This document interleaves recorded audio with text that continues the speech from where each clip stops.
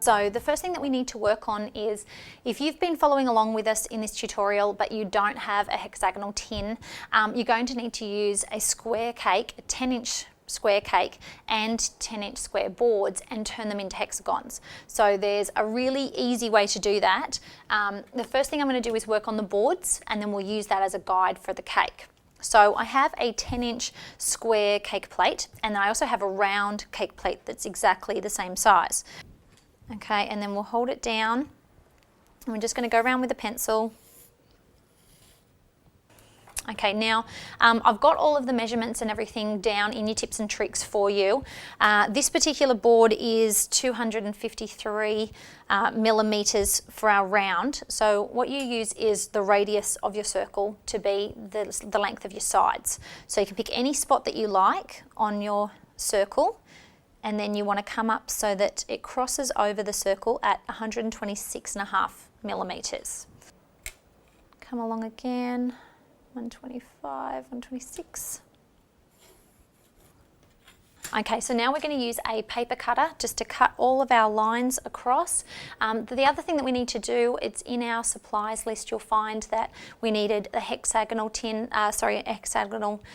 board, 2 of them, 2 of our rounds in each of the sizes. Now, one of each of those sizes needs to have a center hole made, drilled through, just so that the rod can go through. Don't worry about doing it on both, because the other one is just your lid to help you ganache.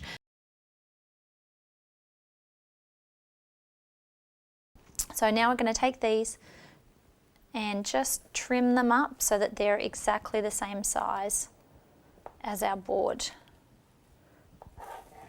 Now I'm just getting these cakes straight out of the fridge when we're doing this so that they're nice and firm. You don't want them to be too soft or they won't make a clean cut. So just make sure that they have been nice and chilled. I'm going to wrap this up until we get our next one done. Okay, so now we're going to get started with all of our ganaching. We've made the holes in our boards. I'm going to do the hexagonal cake with you now. If you want to see the rounds done, we have the wedding cake foundations class, and that covers all different heights and sizes of those as well. What I'm going to do is take a little bit of our ganache. I've made sure it's nice and soft and easy to work with. Just going to attach some of that onto the board and then a little bit onto the cake as well. All right, now easiest way with this is just to flip it over, rest it up against the cake.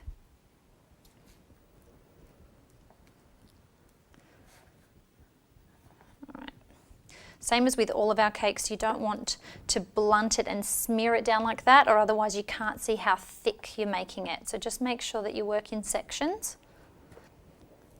Now we've got all the heights and the amounts of layers that you need for all of it. It's a bit of a quirky cake, this one, because we've got the hexagon, and then your last 4th bottom tier one, it's only a short cake. So we've got all of that there in our tips and tricks so that you know exactly what you're making.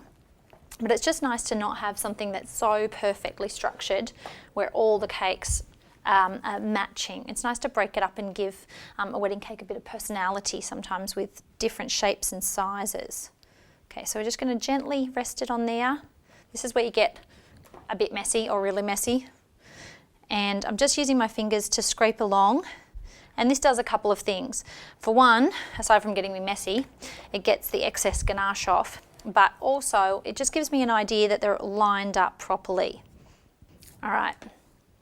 So what I'm going to do is pop this in the fridge, chill it for around 30 minutes. 20 to 30 minutes is a good idea before we shave down the sides. Just want it to be nice and firm first, and then we'll get going with ganaching the rest of the cake. All right, now you've had a chance to let this chill for a little while and clean up your bench space. We're going to just shave down the sides of the cake so that they're in a little bit, maybe 2 mils or so, 2 or 3 mils from our board, just so that we'll get a nice thick coating of ganache when you serve the cake. So what I'm going to do is just starting at the top of the cake, work our way down.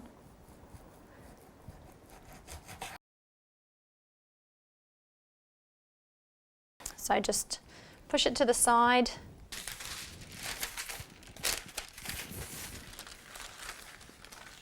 There we go.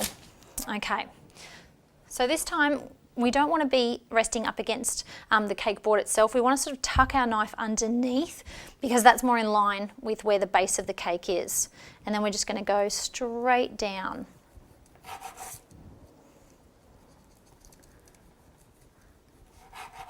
The other thing that we need to work on is that we have to have a little bit of this scooped out so that you'll be able to run the cake through the big dowel and not have a whole pile of cake explode out the top once it's covered. So the easiest way to do that is just to take a steak knife and just give it a bit of a twist. And you want to try and get out some of that extra cake because you want to make room for the dowel, otherwise it's going to push it out. So you don't have to go all the way through, but we just want to get a bit of a head start on it is all.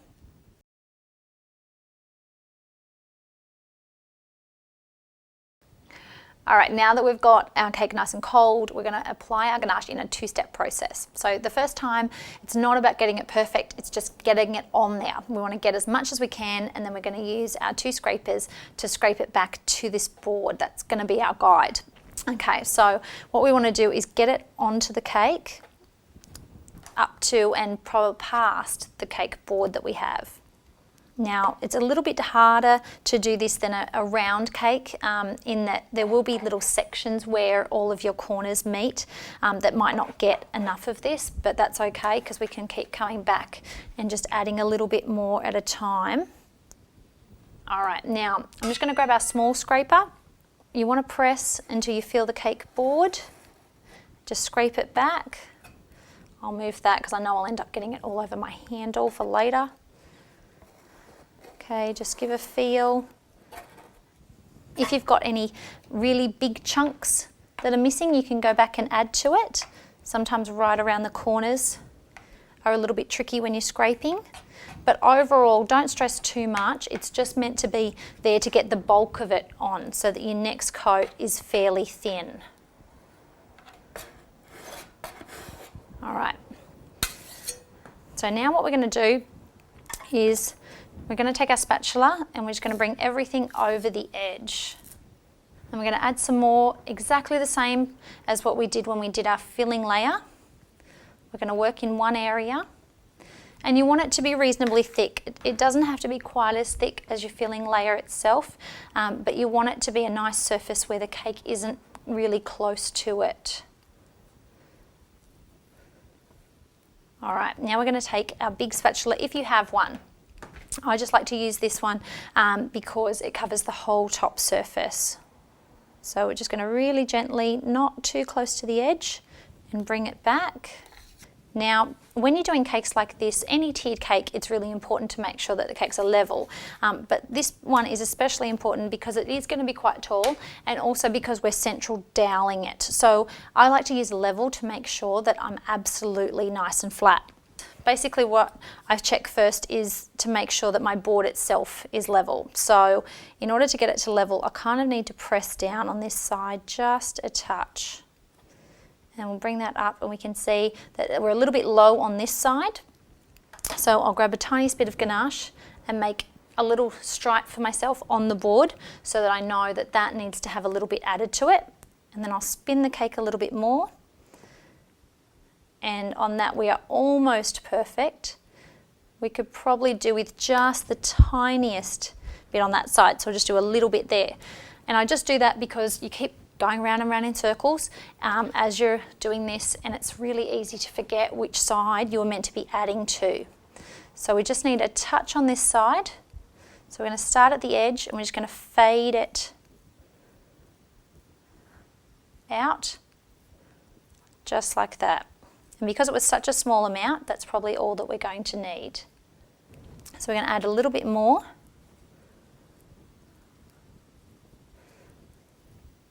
And keep it mostly over there and then just drag it a little bit into the center. Then we're going to take our big scraper. Again, not too much on that corner and just dragging it over. And that's spot on. Okay, so it took an extra couple of minutes, but it's someone's wedding cake and it's also got to be stacked, so it's really key that it's right. The last thing I'm going to do before I pop it into the fridge again is just bring all of those side bits that we're working on the top and bring them straight up so that we can chop them off easily. All right, so now the cake is nice and chilled. The first thing that we want to do is chop all of those little fuzzy bits off the top. So I'm just going to take a sharp knife. Now also in the meantime, what I've done is I've gone ahead and softened my ganache a little bit more again. Now remember, we cut 2 of these for all of our cakes. Because we use this to cut, obviously it's a bit messy, but that's okay because it's just being used for this one step. So what we want to do is place it onto the cake, and then we're going to take our scraper and just line it up. So this is just a little bit sloppier. We're just going to hold on to this and run it up the sides. Get a little bit more on there. We can always take it back off. And just make sure you get those corners a touch as well. So we're going to take our scraper and just peel all the way back. This time you just want to make sure that you're getting all the way to the top edge here and that you're showing that board again so that you can actually see it. Last one. All right, so now we're going to really gently just come from the bottom up. You don't want to press too hard because otherwise in between the bottom and the top you'll start to dent it and bring it in.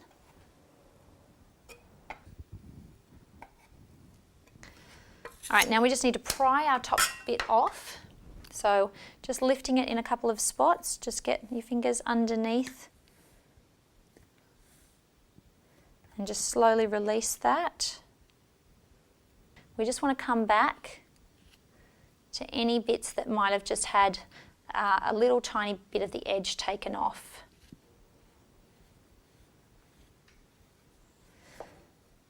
Okay, so ideally what we're going to do is let it set up overnight. 6 hours is all it really needs, but because we're doing 4 tiers, it is such a big cake that you'll probably need to wait until the next day to have the chance to do them anyway.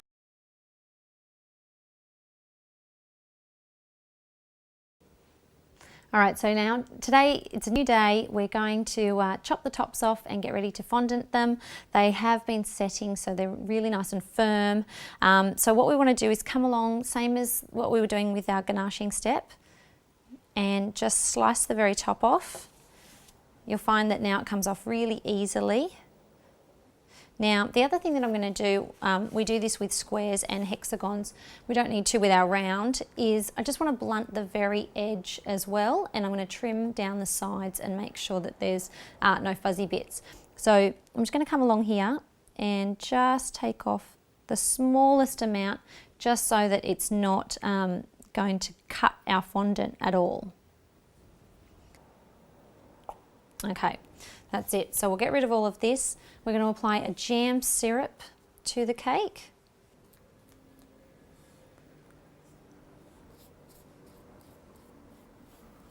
Making sure you definitely get that corner and the edges.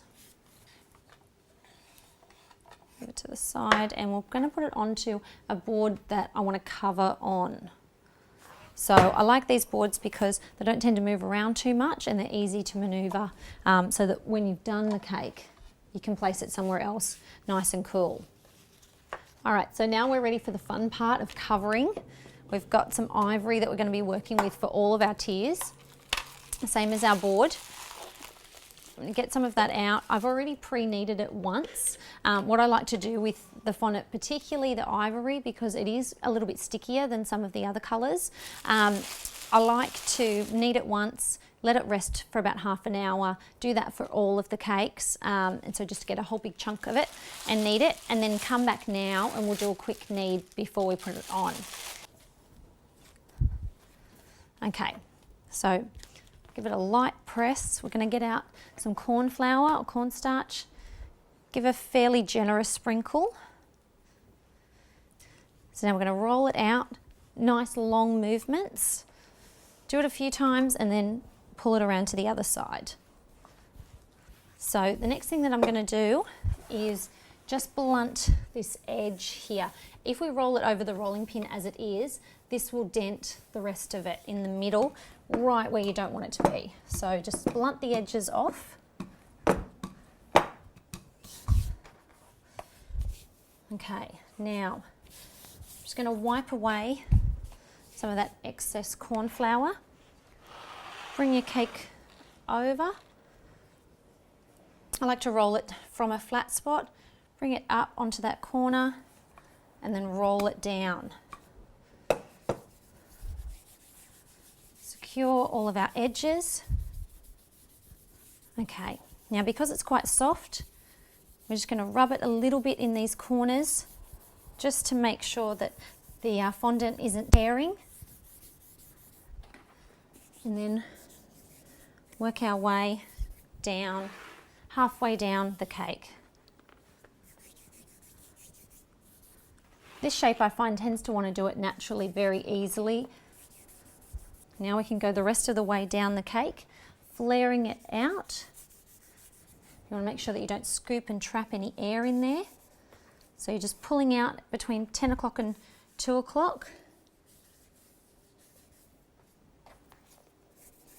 Down, working both sides. Okay, so once you've got them all down, everything gets a lot easier from here on in. So we've got that all nice and secure on the edges. We're going to take our pizza cutter, just going to come along and cut off the majority of it, just so that I can see all of my sides much better. So now we're going to come along and just trim it up right against the cake. All right, so all I'm going to do first is take some acetate and just rub and make sure that I've got all of those sides in the right spot and that we don't need to give it an extra trim. Okay, so now I'm just going to come around with the heat of my hand and just push the fondant out towards all of our corners and our points, just to help us have a little bit of extra icing to be able to make our razor sharp edge. Now, I prefer to use the black ones just because I find that they're really easy to hold on to and they help you to get a nice point. So I'm going to place one on the side, bring a little bit of extra icing over here and just run that over. Now, I'm not applying too much pressure. I'm keeping the pressure on the side very constant in the middle and placing this on top and just applying the pressure directly to here and pushing out sideways. So you're not pushing down too hard. It's just gentle movements, and because you're doing a lot of them, it ends up creating a point for you.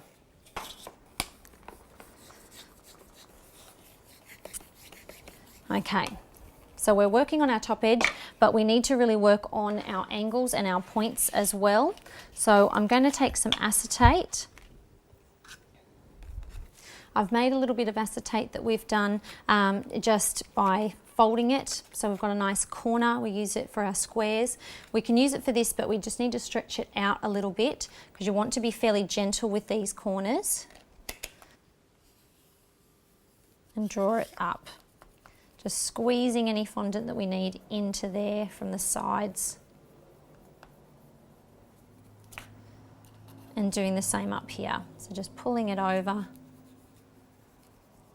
and working it into your point. Grab your other piece of acetate and just work out the top section just so that it's not coming back into the center of the cake at all.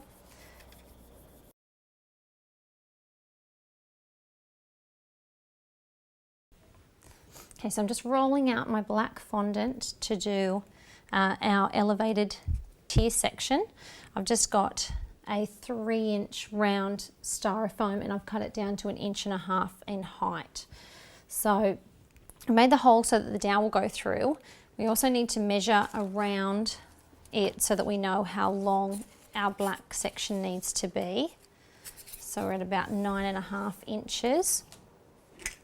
So I'll just cut the majority of it off. Now I'm using a multi-ribbon cutter. You can just use a pizza cutter and mark it out with your tape measure, but this lines up pretty perfectly. So there might be a little bit of trim to go, but other than that, it should be fine. Now, when I'm using these, I don't start at the very edge because when you do, it'll roll up onto itself. So just press down about 1/2 inch or so away from the edge, and that way it won't roll up. So makes it a whole lot easier. And we can trim. So about 9.5. Come along and give it a trim. The easiest way to do this is just to make sure that you've got a nice clean surface that doesn't have any corn flour on it. Gently pick up our fondant. We're going to apply a little bit of jam and we're going to apply it to the fondant itself rather than to the cake. We're going to take our styrofoam. We want one edge to be perfectly lined up, which is our bottom edge that we've cut. That's going to be facing down. Gently bring up our back section and just rolling up. Pick it up. We can see that we're almost perfect. We just need to give it a gentle nudge in the right direction. Sliding down through here and just going to go straight across.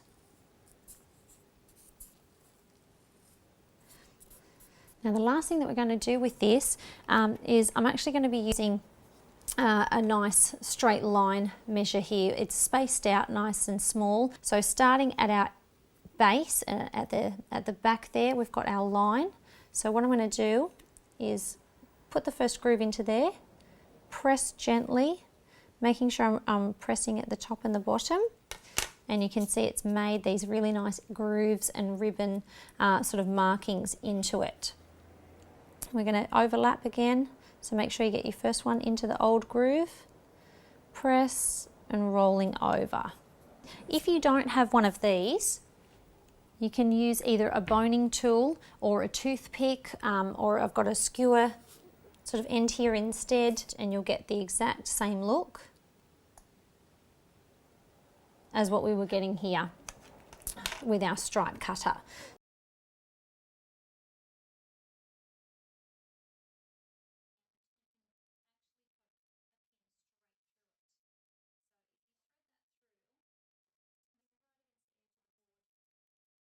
Okay, so you take your pin, you've already marked the hole at the bottom, so you just need to find that again and poke it straight through the top.